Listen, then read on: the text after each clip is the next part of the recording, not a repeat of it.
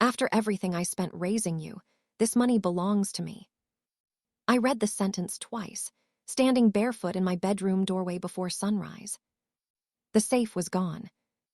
Not open, not damaged, gone. The steel cabinet had weighed nearly 400 pounds, yet all that remained were 4 scraped marks across the hardwood floor and a trail leading toward the hallway. My pulse hammered as I ran to the front door. The lock was intact, but the security latch hung loose from the inside. Whoever had taken it had used a key. Then I saw the white envelope placed perfectly in the center of my kitchen counter. Natalie was written across the front in my father's handwriting. "By the time you find this, I'll be far away. You told me there was $525,000 in that safe. After everything I sacrificed to raise you, I refuse to feel guilty for taking what I'm owed." My knees nearly gave out.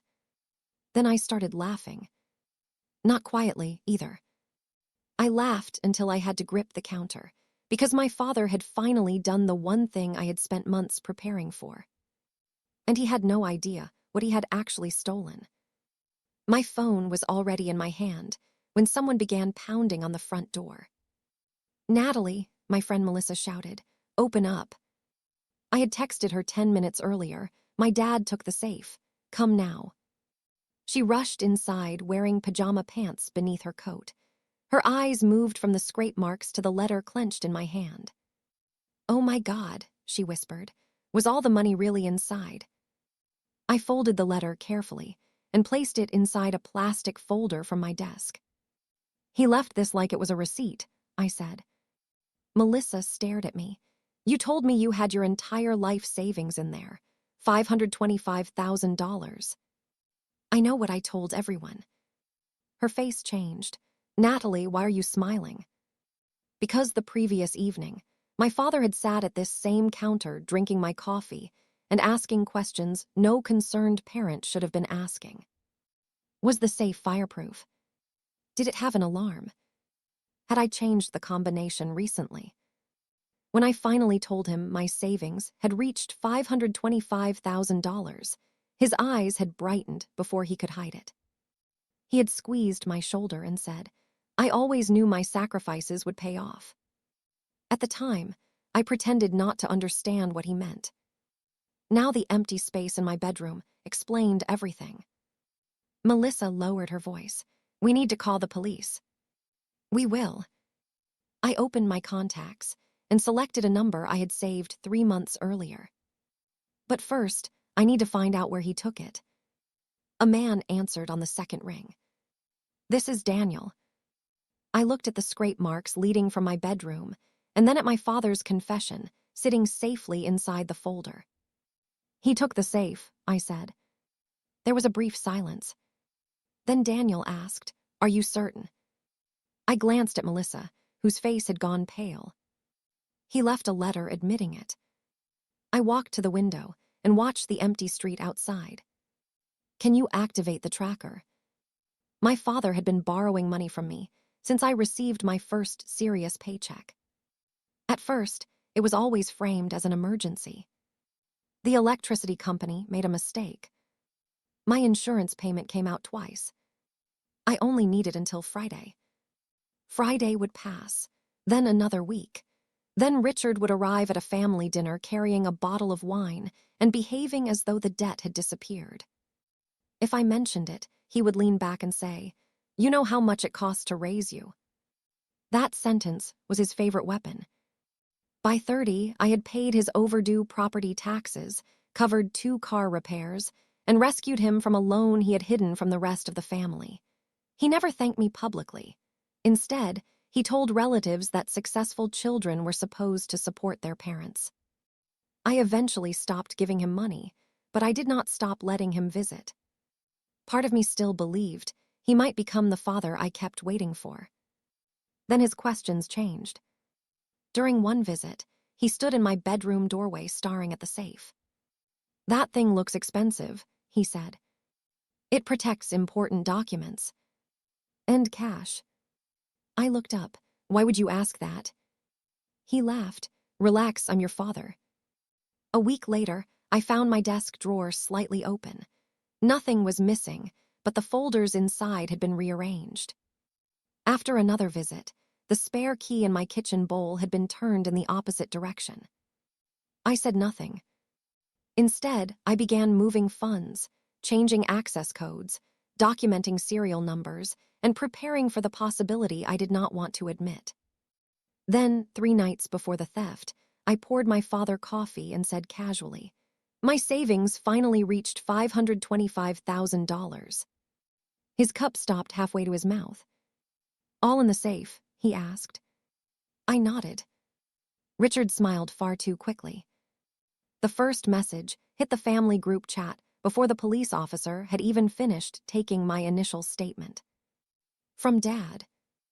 "I'm heartbroken that Natalie has chosen to accuse me instead of appreciating everything I've sacrificed for her."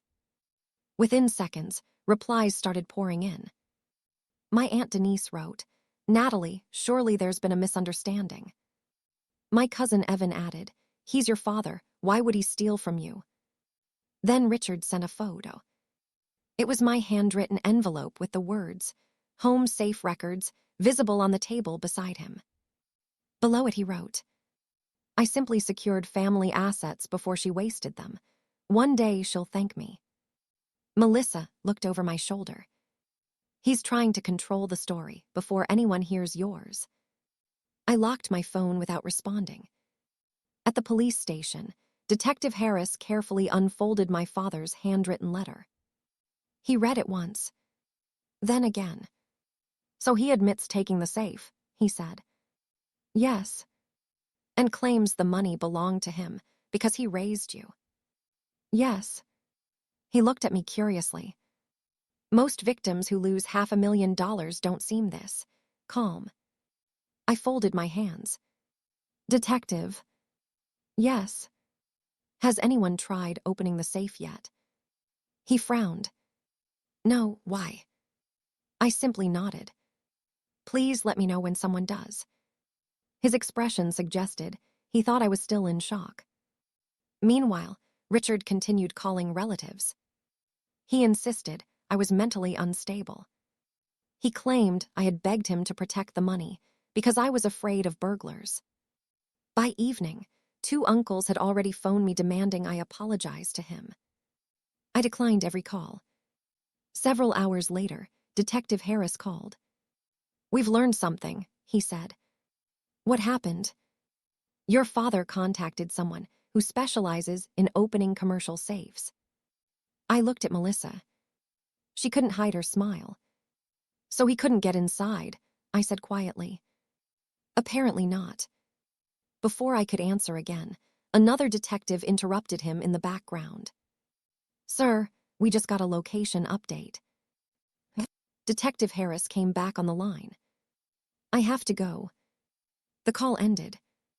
Someone had just found the safe. Detective Harris called me just after sunrise. We located the safe. I was already dressed. "Where?"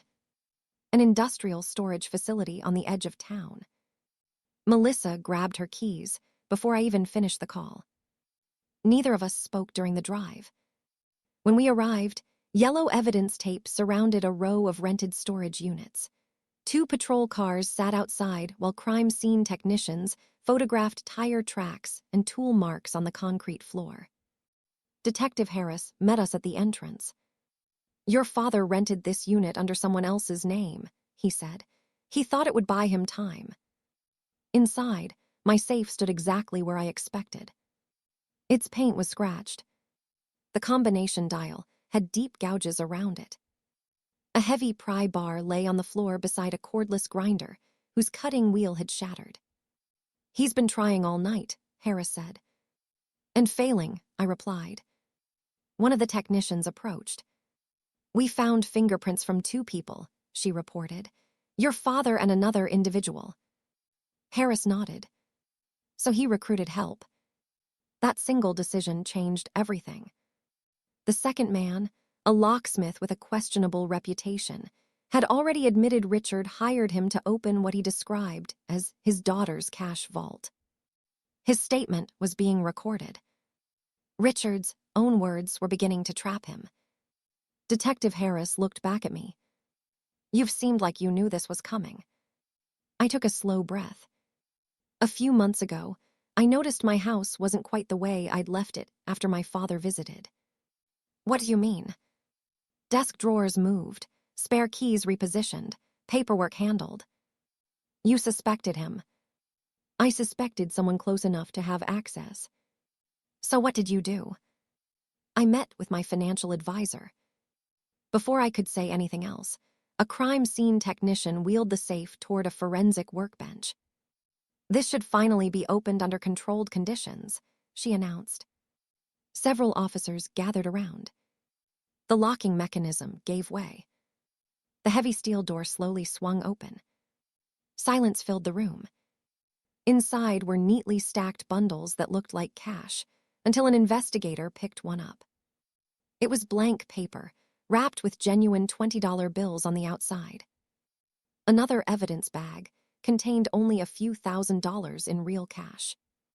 Beside it sat inventory documents, ownership records for the safe, and copies of purchase receipts bearing my name. Detective Harris stared at the contents. "This wasn't $525,000. "No," I answered. "It never was." The confession letter suddenly became the most valuable thing my father had stolen. Every word proved intent. Every failed attempt to force the safe open strengthened the case. Outside the storage unit, my phone buzzed repeatedly. Family members who had defended Richard were suddenly asking what was happening. For the first time since this nightmare began, I didn't feel the need to explain anything.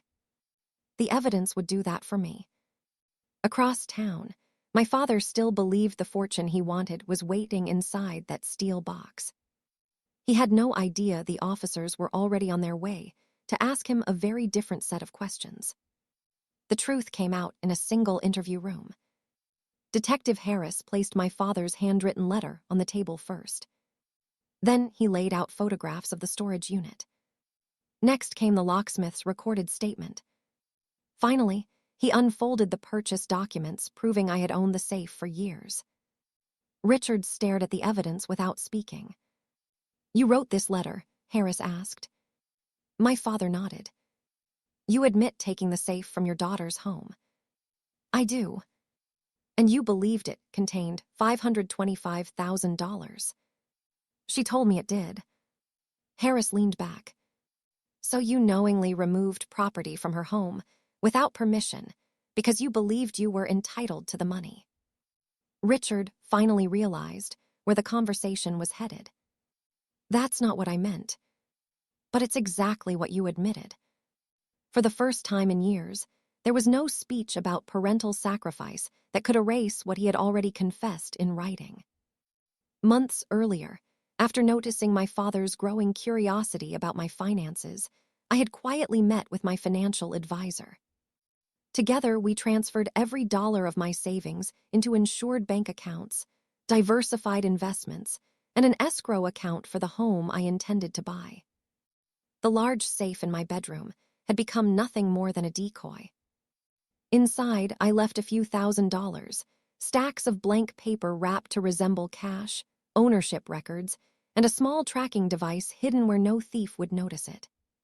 The conversation about reaching $525,000 had never been an accident. I wanted certainty. If my father ignored the temptation, I would never mention it again. If he stole the safe, I would finally have the answer I had spent years avoiding. He answered it himself. The investigation moved quickly after that. Richard was arrested and charged based on the theft and the evidence collected during the investigation. His own letter, combined with the recovery of the safe and the locksmith's testimony, became impossible to explain away. The family group chat became strangely quiet. Then the apologies began. Aunt Denise called first. "Natalie, I should have listened to you." "I know." I kept thinking he was just misunderstood. So did I. My cousin Evan sent a message that simply read, "I'm sorry, we all enabled him."